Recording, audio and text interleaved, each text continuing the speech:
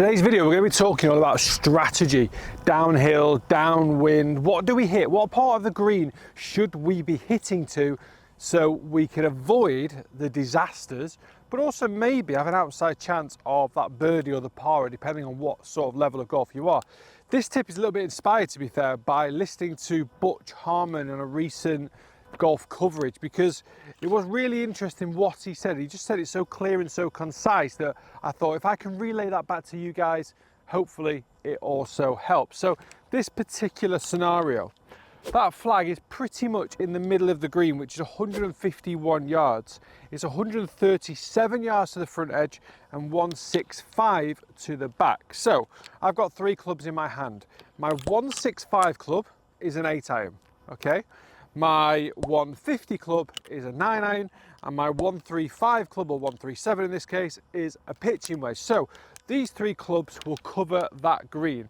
Now then, the flag is below the level of where I'm standing, so that means the ball will travel a little bit further. So straight away, I can obviously get rid of the 8-iron because the flag's not at the back of the green. I'm down to two clubs, all right? I've got pitching wedge, which will take me to the front edge of the green on a flat day. A 9-iron will take me to the middle of the green on a flat day.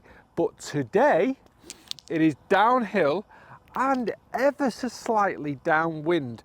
So I think if I hit a full 9-iron, which normally goes about 150, it will go 155 plus.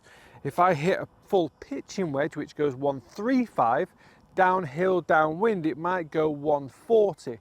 That gets me neither to that flag. Neither of those yardages will hit that flag. But all of the danger is over the back. The real danger, the water is a hazard over the back. That's the real danger here.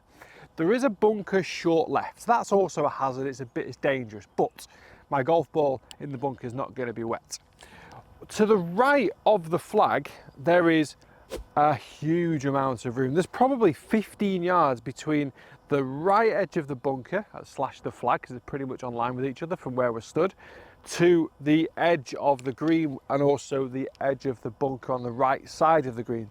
We've got a big 15-yard gap there, which you might not think is very big, but I think with a wedge or a 9-iron or an 8-iron, it's pretty big.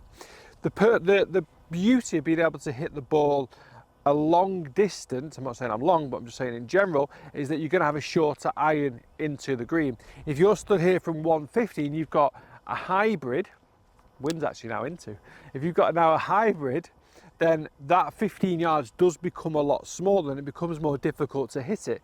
If you're hitting a wedge, it becomes a bit easier. So there is a lot to be said for being able to gain some distance on your game.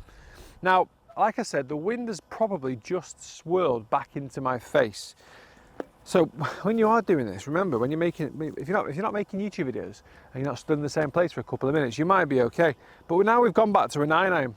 That 9-iron is a 150 club, it's downwind, so I'm almost now in my head going to say, well, into wind, downhill, 0, counts as 0. I'm going to play this as the 150-yard shot. I'm not going to be going for the flag either, I'm going to go just right of it. I am a drawer of the golf ball, so if the ball draws, it'll make me look amazing, and if it doesn't, it'll still be pretty good. It has drawn. Now then, has it got the distance? Just. Oh, actually, I can't even zoom in on that because it's just cleared the bunker. All right, so I'm on the green, but I've just about cleared the bunker. So what that tells me, it is downhill, but that wind is a little bit stronger than we first thought, because I'll be honest, I pured that. Not much of a divot as well. If you've seen a recent Tiger Woods Instagram conversation with Scotty Scheffler, when he pures it, he doesn't take a divot. I'm swinging while that's as close as I'm ever going to get to Tiger Woods. Right, we're going to hit an 8-iron. Let's see what this does. So 8-iron is 165 club, back edge is 165, but we're slightly into the wind still, albeit downhill. I'm going to hit this full, see what happens.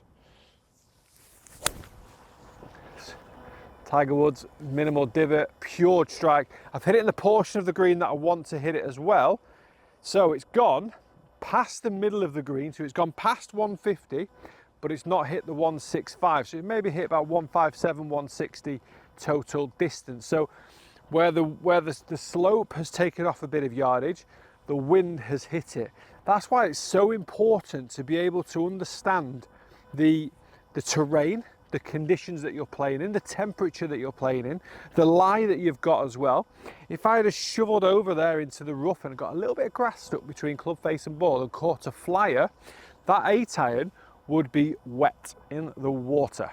So then I would definitely be hitting the wedge and almost praying for a flyer. So decision making on the golf course is absolutely vital. And like I said, when I watched this thing and Butch Harmon was talking about it, it was quite simple. Flag is below the level of my feet, take a little bit of distance off. Downwind, tiny bit more distance. Where's the danger? Over the back, take a bit more distance off. So suddenly, from a 150 shot, I'm hitting a 135 club. Obviously, by the time we got to actually hitting the golf ball, the wind had circulated back into our faces, and we actually went up with an 8-iron. So at the start of this video, I was talking about wedge.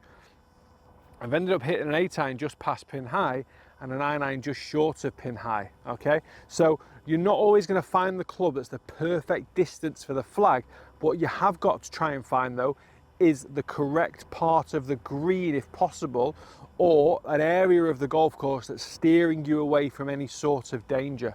Had I set up to the flag and hit a draw and a pull, I'd have hit the trees if I'm a drawer of the golf ball.